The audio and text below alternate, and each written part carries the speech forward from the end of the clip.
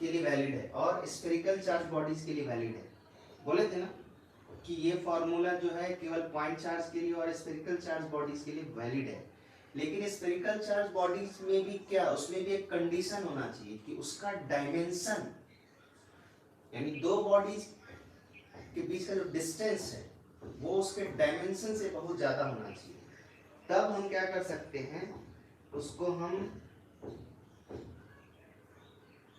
Point charge की तरह treat कर सकते हैं और ये फॉर्मूला अप्लाई कर सकते हैं। ठीक है, अब ये बात है कि हम बोले थे कि हम तुम लोग को बताएंगे कि अगर पॉइंट चार्ज नहीं है उसके बावजूद भी हम लोग कूलम्ब्स लॉ कैसे अप्लाई कर सकते हैं अगर पॉइंट चार्ज नहीं है। यानी कहने का मतलब मेरा क्या है कि अब हम बताना ये चाहते हैं कि Coulomb's law for continuous charge body, अगर कोई कंटिन्यूअस चार्ज बॉडी है जिसमें चार्ज का डिस्ट्रीब्यूशन कंटिन्यूअस है, ठीक है, चार्ज का कंट्रीब्यूशन उसमें डिस्ट्रीब्यूशन कंटिन्यूअस है, तो उस बॉडीज के लिए हम लोग कूलम्ब्स लॉ कैसे अप्लाई करते हैं वो हम बताएंगे कि कैसे हम लोग करते हैं। ठीक है, तो उसके लिए हम लोग को क्या होता है, दो चीज यूज करना पड़ता है, डिफरेंशिएशन, यानी पहले जिस भी एलिमेंट के कारण, जिस भी दो एलिमेंट के कारण हमको अगर फील्ड फोर्स बताना है तो उस एलिमेंट में हम लोग एक डिफरेंशियल एलिमेंट लेते हैं, यानी पहले उसको डिफरेंशिएट करते हैं, यानी उसको छोटे छोटे टुकड़ों में तोड़ते हैं और टुकड़ा ऐसा तोड़ते हैं कि सब टुकड़ा एक दूसरे के एकदम सिमिलर हो और जब वो सारे टुकड़ों को ज्वाइन किया जाए तो वो एंटायर बॉडी बन जाए जिस बॉडी के कारण हमको फोर्स निकालने के लिए बोला गया है। तो डिफरेंशिएशन का ये मतलब है कि पहले उस बॉडी को छोटे छोटे पार्ट में तोड़ना है, डिवाइड करना है, और इंटीग्रेशन का मतलब है उसी छोटे छोटे टुकड़े को फिर से क्या कर देना है, वापस से जोड़ देना है, तो हमको क्या मिलेगा, हमको फोर्स मिलेगा।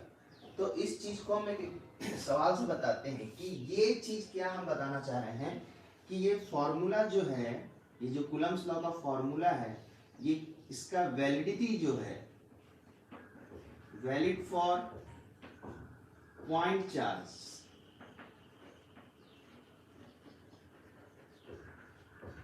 पॉइंट चार्ज के लिए वैलिड है and for spherical bodies, spherical bodies, और स्फेरिकल बॉडीज के केस में क्या है, जैसे हम एक एग्जांपल दे रहे हैं उसके बाद फिर हम आएंगे कंटिन्यूअस चार्ज बॉडी में। सपोज करते हैं कि स्फेयर है, कंडक्टिंग स्फेयर है, ये इसका सेंटर है, एक और कंडक्टिंग स्फेयर है,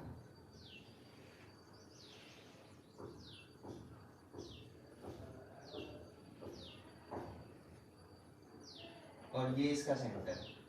सपोज करते हैं इसका, ये बॉडी ए है, ये बॉडी बी है, और डिस्टेंस जो हम लोग लेते हैं स्फेरिकल बॉडीज में सेंटर टू सेंटर लेते हैं, वो होता है आर का वैल्यू।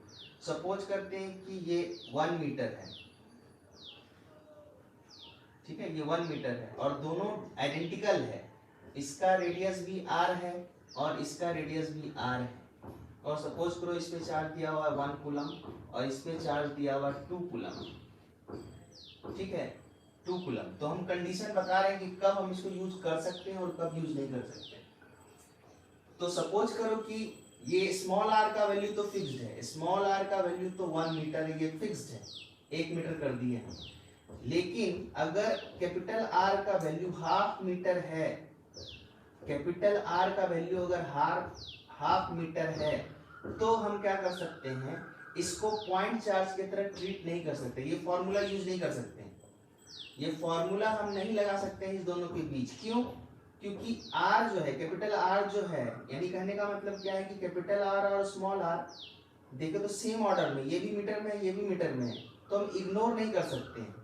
लेकिन अगर कंडीशन कुछ ऐसा है कि R का वैल्यू 1 मीटर तो है, फिक्स्ड है, लेकिन अगर कैपिटल R का वैल्यू सपोज करते हैं हम 1 mm है, 1 मिलीमीटर, और 1 millimetre is equal to 10⁻³ metre, यानी कहने का मतलब this is equal to 1/1000 part of metre, यानी कहने का मतलब अगर 1 मीटर को 1000 इक्वल पार्ट्स में अगर डिवाइड किया जाए तो उसमें से एक छोटा पार्ट जो होगा वो है कैपिटल आर का वैल्यू। तो इस केस में अगर हम ध्यान से देखें तो capital R sorry small R जो है कैपिटल आर से क्या है, बहुत बड़ा है। 1 मीटर के कंपैरिजन में 1 mm को हम इग्नोर कर सकते हैं।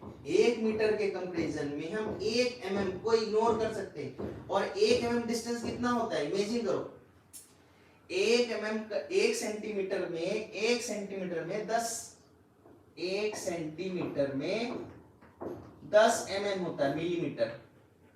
और अगर हम बनाए इस तरह से तो स्केल में जो बना होता है, ये एक लंबा ऐसा लकीर है, फिर 1 2 3 4, फिर ये बीच में हाफ हो गया, फिर ये 1 2 3 4 एंड 5, यानी कहने का मतलब ये 0 है और ये 1 है। यहां से यहां तक है 1 सेंटीमीटर, यहां से यहां तक का वैल्यू है 1 सेंटीमीटर, और एक गैप है, यानी कोई भी गैप, चाहे ये दो लाइन के बीच का जो गैप है वो 1 mm है। और 1 मीटर का अगर हम बात करें तो 1 मीटर तो समझ में ही आता है कि 1 मीटर लगभग कितना होता है, लगभग हमको लगता है यहां से लेके इस बोर्ड के एंड तक, इस बोर्ड के एंड तक। तो इस केस में हम क्या कर सकते हैं, इस केस में हम ये फाउंड किए, ये पाए कि स्मॉल आर जो है वो क्या है, कैपिटल आर से बहुत बहुत बड़ा है। इसीलिए हम लोग आर को, कैपिटल आर को स्मॉल आर के कंपैरिजन में इग्नोर कर सकते हैं। बट यहां पर R and capital are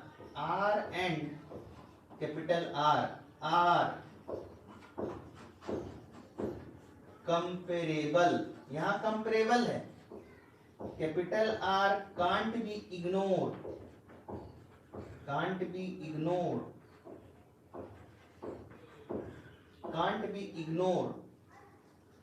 WRT with respect to small r।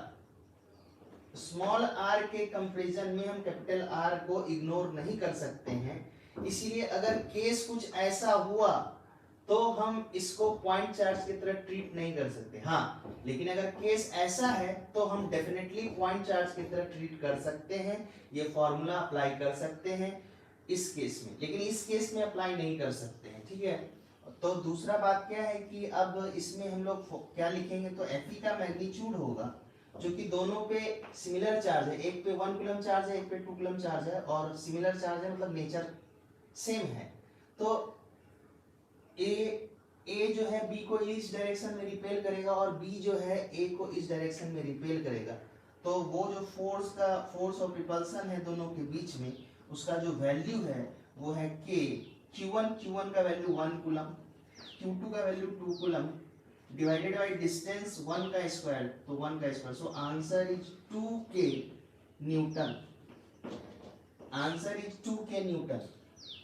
तो ये बात बिल्कुल क्लियर हो गया होगा कि ये फॉर्मूला तो केवल पॉइंट चार्ज के लिए है, प्लस स्फेरिकल चार्ज के लिए भी है, बट स्फेरिकल चार्ज के केस में कंडीशन है। क्या कंडीशन है कि स्फेरिकल चार्ज का रेडियस वो फार लेस देन होना चाहिए स्मॉल आर से, तभी हम ये फॉर्मूला इस केस में यूज कर सकते हैं। ठीक है, तभी ये फॉर्मूला हम इसको यूज कर सकते हैं। अब हम आते हैं, पॉइंट चार्ज हो गया, स्फेरिकल चार्ज हो गया। अब ये हो गया कि अगर पॉइंट चार्ज नहीं है या स्फेरिकल चार्ज नहीं है, कूलम्स लॉ क्या कहता है कि दो चार्ज बॉडी हो, वो पॉइंट चार्ज के बोले में कि दो पॉइंट चार्ज के बीच का फोर्स जो है वो K(Q)(2)R² है। तो Coulomb's law specially point charge का ही बात की, लेकिन हम ये बोल रहे हैं कि अगर दो पॉइंट चार्ज एक दूसरे पे फोर्स लगा सकता है, आइदर अट्रैक्शन और repulsion, then a continuous body can also exert force on another body। एक कंटिन्यूअस बॉडी मतलब दो कंटिन्यूअस बॉडी के बीच भी फोर्स ऑफ अट्रैक्शन और फोर्स ऑफ रिपल्सन हो सकता है, डेफिनेटली हो सकता है। अगर एक पॉइंट चार्ज किसी दूसरे पॉइंट चार्ज को अट्रैक्ट या रिपेल कर सकता है, तो हम बोलते हैं कि अगर ये जो डस्टर है, इस डस्टर पे अगर चार्ज है, तो ये डस्टर, ये चार्ज बॉडी, और सपोज करते हैं ये एक चार्ज बॉडी है, तो ये चार्ज बॉडी और ये चार्ज बॉडी एक दूसरे को क्यों नहीं अट्रैक्ट या रिपेल कर सकता है? डेफिनेटली कर सकता है। और अगर डेफिनेटली कर सकता है अट्रैक्ट और रिपेल, तो बात यहाँ पर है कि कैसे कैलकुलेट करेंगे, क्योंकि ये फॉर्मूला तो डायरेक्ट यूज नहीं कर सकते। प्लस हम एक कंसेप्ट और भी बताए थे कि जिस तरह से किसी भी बॉडी का सेंटर ऑफ मास होता है, यानी सारे मास का एक ऐसा पॉइंट होता है बॉडी में जहां हम एज्यूम करते हैं, बस एजम्पशन है, होता है, एक्चुअली फिजिकली एग्जिस्ट नहीं कर रहा है कि सारा मास वहीं पर कंसंट्रेटेड है। बट सेंटर ऑफ मास का कंसेप्ट क्या है कि सेंटर ऑफ मास बॉडी में या बॉडी के अंदर या बॉडी के बाहर एक ऐसा पॉइंट है जहां हम एज्यूम करते हैं कि सारा मास क्या है, वहां कंसंट्रेटेड है, सारा मास वहां कंसंट्रेटेड है। तो अगर किसी बॉडी में मास है प्लस चार्ज भी है, तो जिस तरह से सेंटर ऑफ मास एग्जिस्ट करता है, तो अगर हम बात करें सेंटर ऑफ चार्ज का, तो सेंटर ऑफ चार्ज नाम का कोई भी कीड़ा एग्जिस्ट नहीं करता है। कि जिस तरह से मास कहीं हम कंसंट्रेटेड मान सकते हैं सिंगल पॉइंट पे, in the same way we cannot assume the entire charge of the body is concentrated at a single point, because the top center of charge does not exist for any body. Center of mass exists, but center of charge concept does not exist for any body. So what we want to say, we want to say the evolution or calculation of electrostatic force between continuous body is cannot be done by selecting the center of charge of the body and finding the distance between them. वैसे हम लोग calculate नहीं कर सकते। Then question arise, how can we calculate electrostatic force in case of continuous body? So for this we use the two tools, differentiation and integration, and I am going to explain you by giving an example. क्या है वो, ध्यान से देखो।